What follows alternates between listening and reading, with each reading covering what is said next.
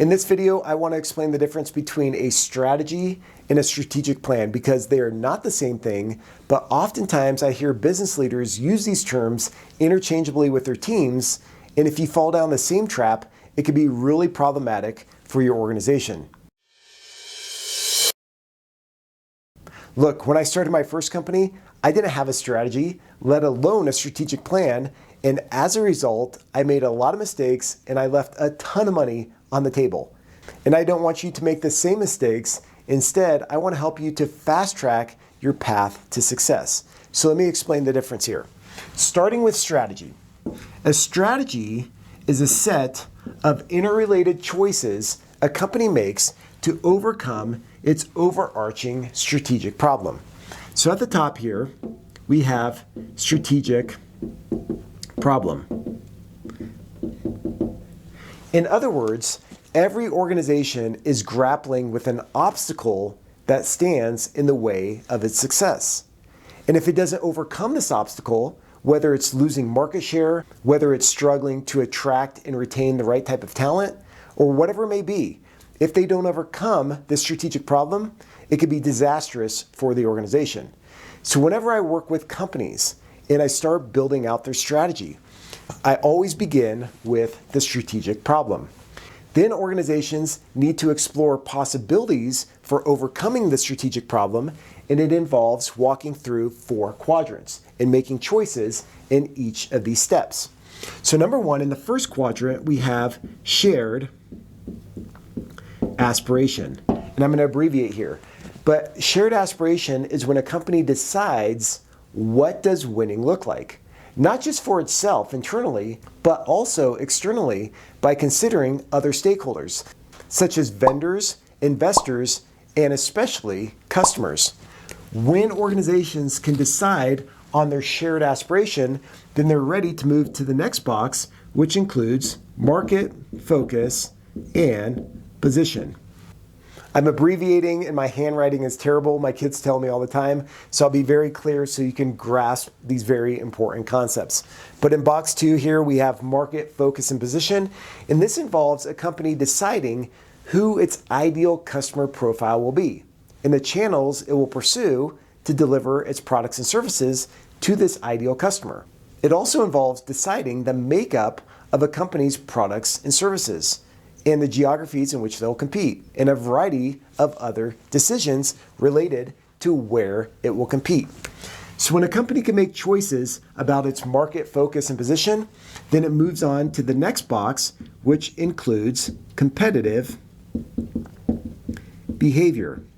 When it comes to deciding how to compete, organizations can pursue a differentiation strategy, a cost leadership strategy, or a focus strategy. And a part of a focus strategy is defining which niche a company will pursue. And as part of that segment, it may decide to do a hybrid approach of the 2 other strategies that I just mentioned. In other words, an organization can pursue a focus strategy, and in that focus, they can differentiate themselves, or they can choose to be a cost leader. So that's how competitive behavior unfolds, is when an organization decides which type of strategy it will pursue in order to define its competitive behavior. Also, organizations need to choose which operating model is best fitting based on the strategic option and evaluate the activities that the company is pursuing in order to deliver value in its market, focus, and position. So you can see how each of these decisions build upon another. In the last box, I have resources and returns. And in this step of the process, a company decides what resources will they need in order to make the strategic option viable. In other words, what do they need to execute successfully on their strategy? And in addition, what is the upside or the returns of this given option?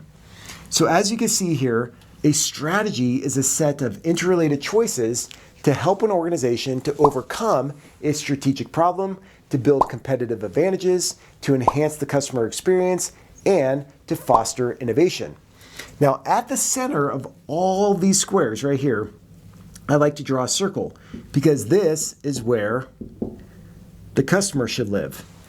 Because when you're making these choices for your organization, you have to make it customer-centered. Because if you don't have the customer at the center of your strategy, then you're just pursuing a very selfish strategy.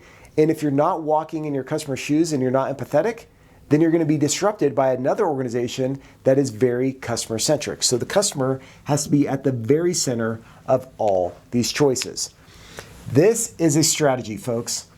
Next is a plan. So once you explore your strategic options and you choose which possibility is best for your organization, and you go out there and test it, because remember, we'll roll out a strategy, that's our intended strategy, but then as things unfold, really an emergent strategy arises, and that's how we build, measure, and learn along the way.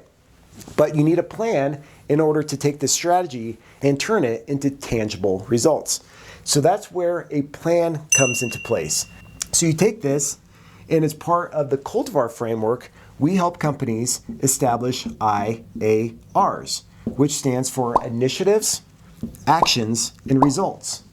And really what we're doing here is we're taking organizational goals and we're breaking them down into bite-sized pieces, which includes an initiative, what the organization aims to achieve, their objective, the action steps they will take to push their initiatives forward, and then the key results that they will measure to determine whether or not their initiatives are on track.